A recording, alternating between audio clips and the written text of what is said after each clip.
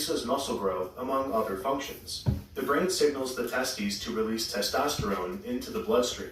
Testosterone travels in the blood until it binds receptors on skeletal muscle cells. Once bound to these receptors, a mechanism is initiated that causes the muscle cell to increase production of actin and myosin proteins. Actin and myosin proteins form filament structures which make up myofibrils, that form muscle fibers, which make up muscle. The more testosterone that's released, the more actin and myosin that's produced, leading to more muscle. It's because of this process that testosterone is tightly controlled, so muscle growth does not become excessive. Also, other bodily processes require protein, so not all protein production can be dedicated to muscle growth. You can get around this natural limit of testosterone by injecting certain hormones into your bloodstream that bind to androgen receptors. One class of steroids people use to do this are anabolic androgenic steroids, or AAS. These steroids specifically bind to androgen receptors on muscle cells, causing the same mechanism that testosterone initiates. By consistently taking these steroids, skeletal muscle cells are over-signaled to produce excess protein, causing more muscle growth. On the surface, it's great. You inject steroids, work out, eat more protein, and your muscles just keep growing. But unfortunately, this is too good to be true. One thing people don't realize is your heart muscle, like skeletal muscle, has androgen receptors too.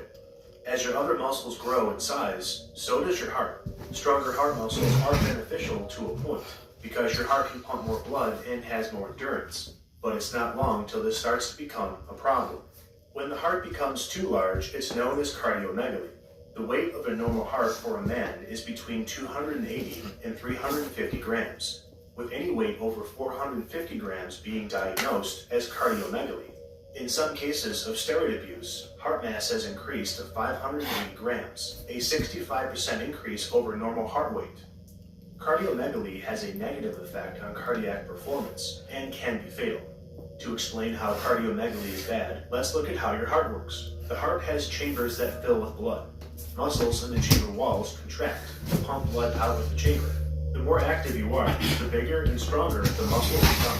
If the muscles grow too big, such as from steroid abuse, they become inefficient, as they're too thick to fully contract.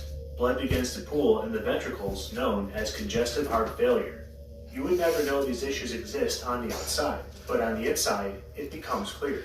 What better way to see what really happens inside the body than through an autopsy?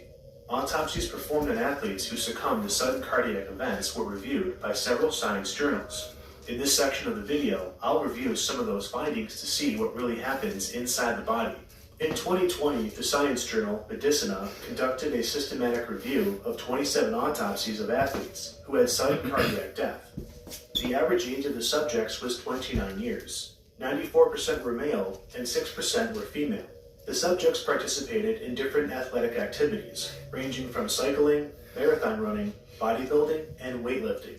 But the most common activity was bodybuilding. 33% of the athletes had cardiomegaly, 30% had enlarged left ventricles, 79% had fibrotic scars on heart tissue, indicating acute heart injury, and 52% had necrotic myocardial tissue. Necrotic heart tissue is tissue that has died from lack of blood supply to the tissue itself, and is often found in someone with a